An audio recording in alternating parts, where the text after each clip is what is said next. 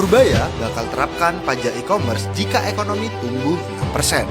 Kebijakan ini belum berlaku dan baru akan dijalankan jika ekonomi tumbuh di atas 6%.